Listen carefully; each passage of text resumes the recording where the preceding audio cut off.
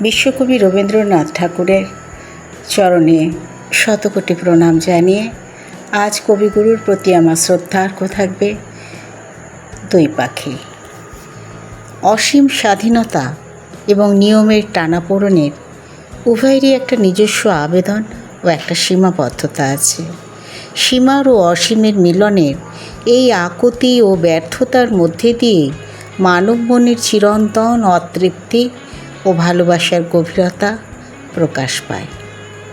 কবিগুরু রবীন্দ্রনাথ ঠাকুরের দুই পাখি। খাঁচার পাখি ছিল সোনার খাঁচাটিতে, বনের পাখি ছিল বনে। একদা কি করিয়া মিলন হলো দোহে, কি ছিল বিধাতার মনে।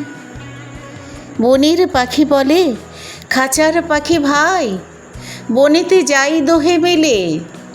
খাঁচার পাখি বলে, বনের পাখি আয়, খাঁচায় থাকি নিরিবিলে।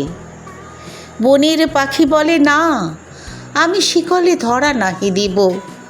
খাঁচার পাখি বলে, হায় আমি কেমনে বনে বাহিরিব। বনের পাখি গাহে, বাহিরে বসে বসে বনের গান ছিল যত। খাঁচার পাখি বলে, শিখানো বলি তার, দোহার ভাষা দুই মতো। বনের পাখি বলে, খাঁচার পাখি ভাই, বনের গান গাও দেখি। খাঁচার পাখি বলে, বনের পাখি ভাই, খাঁচার গান লহ শিখি। বনের পাখি বলে, না আমি শিখানো গান নাহি চাই।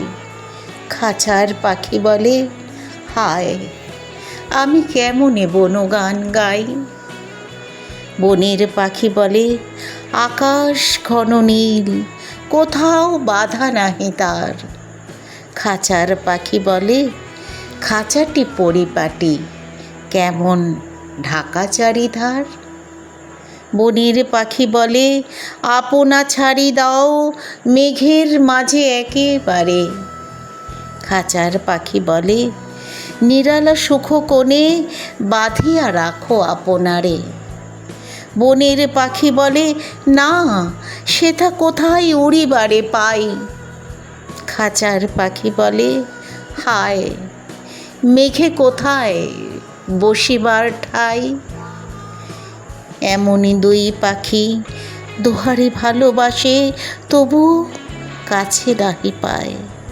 খাঁচার ফাঁকে ফাঁকে, পরশে মুখে মুখে, নীরবে চোখে চোখে চায়।